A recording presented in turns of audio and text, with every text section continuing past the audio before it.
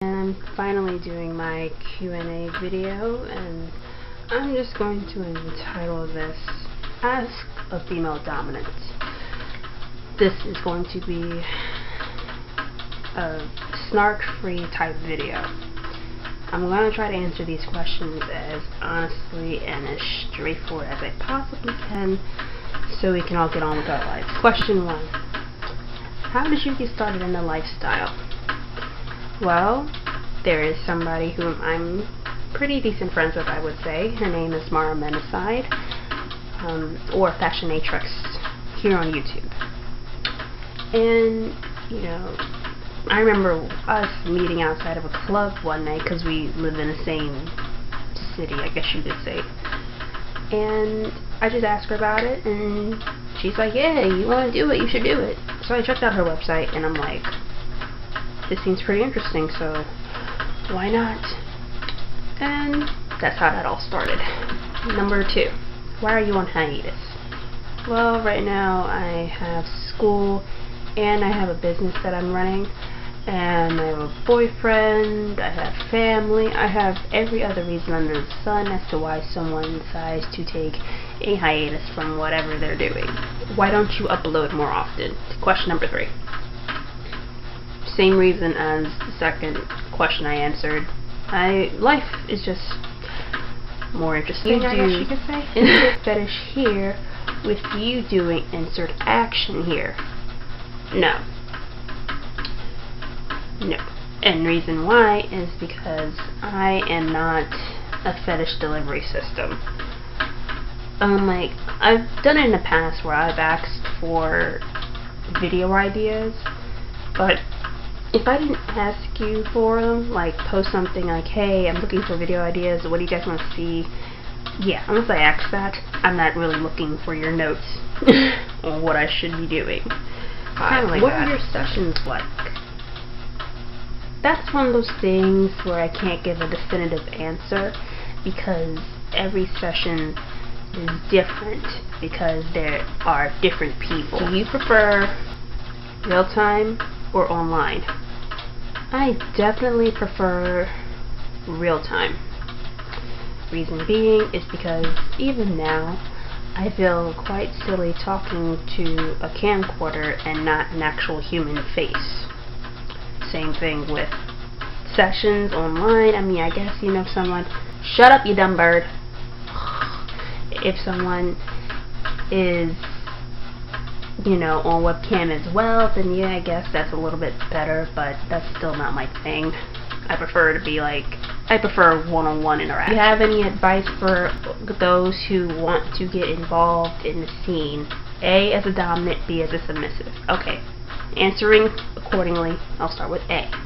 You want to get involved in the scene as a dominant, I'm going to assume here that you want to get involved as femdom or findom, which is a financial dominant. If you want to get involved in any of those, if you want to get involved in any of those things, you are going to have to work. Sorry to say it, nobody is really going to give you serious money for you just sitting around being fabulous. No, somebody will like to give you money because you are that fabulous, and therefore you should sit around doing nothing but that, but are they going to give it to you just because of that? No.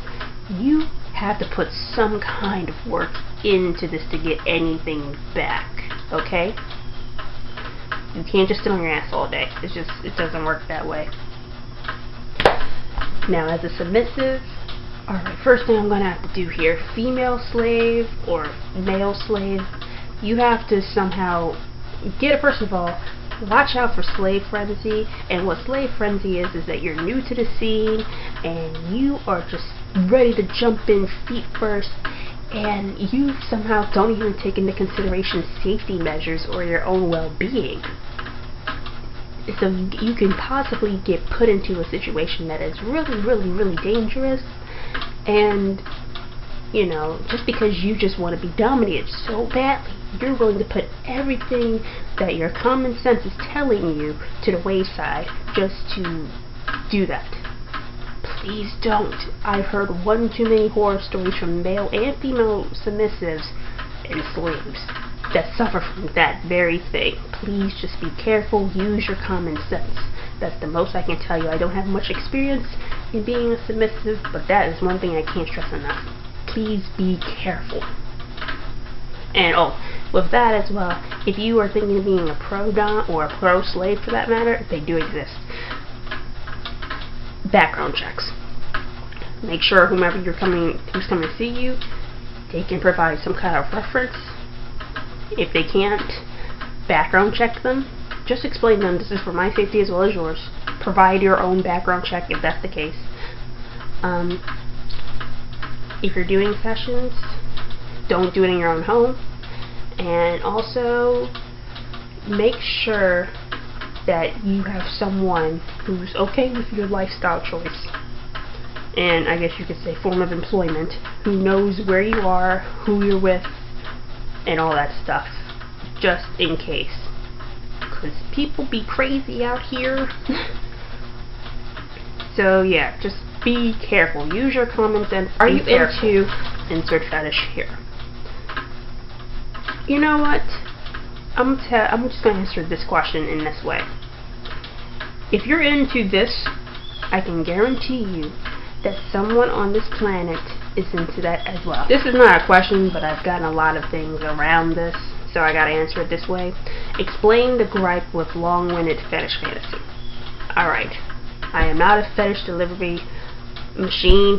That's just not who I am. I am not here solely for you. If you're looking at me, a dominant woman, look at the word dominant. Does this mean that you, as someone who wants to be under the dominant, has the final say? No, you don't. Once we've established that connection with each other, it's my way or the highway, not your way.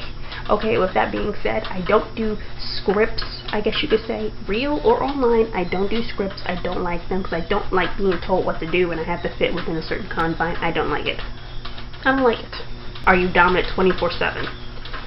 This has to be a porn-fueled fantasy. It has to be. Because if I was dominant 24/7, I would be one of those people who are abnormally aggressive in situations that don't call for it.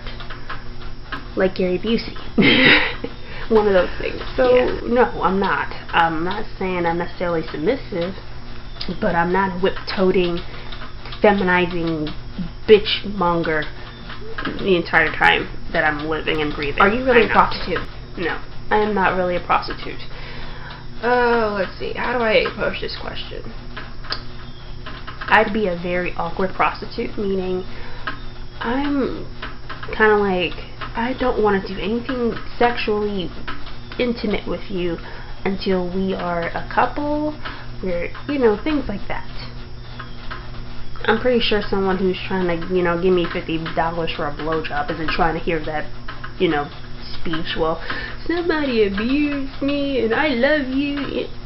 Okay, how about just look at Pretty Woman? I'm pretty sure that's not how it goes. Doing pro-dom sessions different from prostitution. Okay. Except if a prostitute has a pimp, there really is no overhead if you're a prostitute. I pay for session space, I pay for equipment, I pay for people who clean the session space, I pay for outfits, I pay for shoes. It's a lot. I have to pay for the background checks. I have overhead. I have costs that I have to cover before I even begin to see profit. And then there is the big old thing of I don't have sex with my clients. I just don't. See reasons, the reasons I gave for the other question as to why I can't do that. So, none of that, none of that, none of that, none of that. None of that happens. I don't want to pay you. Can you talk to me for free? No, because what am I getting out of it? I have enough friends. I don't need you. Are you single? No, I'm not single. How big is your man's dick? Again, not anybody else's business but the parties involved. If I had to give a straightforward answer, he satisfies me very well. Leaving it at that. Do you still smoke? No, I don't still smoke. What I do, however, use are V2s. That's the brand, V2 electronic cigs. I have not smoked since March, and I've never felt better. Reason I quit, it was really just taking a toll on my body. My hair, it didn't fall out, but the way my hair felt definitely changed. My skin, you see this, I have hay fever right now, so I have some bumps, and my eyes are hurting like hell. But honestly, my skin is pretty much like this all the time, okay? My skin, I started looking really like I've had a hard life really quick. So thank goodness I was able to kind of neutralize and reverse the damage going on with my skin. But I still have some age spots from smoking that weren't there before. And I don't have cancer. Everything's cool. And then like it didn't happen immediately, but the coughing and stuff, that sucked. Having to buy cigarettes all the time, and then if I don't have cash on me, because some places I've gone to, like to get certain cigarettes, they don't take cards, they need cash. If it's an inconvenience to me to get cash to buy cigarettes, I am the biggest, meanest person ever. I'm just not pleasant in any kind of way. Having that freak out when I can't get nicotine, ugh, just no thank you. And then, like, people keep raising taxes on cigarettes, so whatever. So, yeah, that's pretty much, a whole lot of factors as to why I quit. It's just not for me anymore. And I'm happy about that. Yeah, so, if I haven't answered your question, or I didn't answer your question that you have significantly enough for you, please just drop them in the bottom, in the comment section, and I'll definitely try to get back to you. Yeah, till then, bye-bye.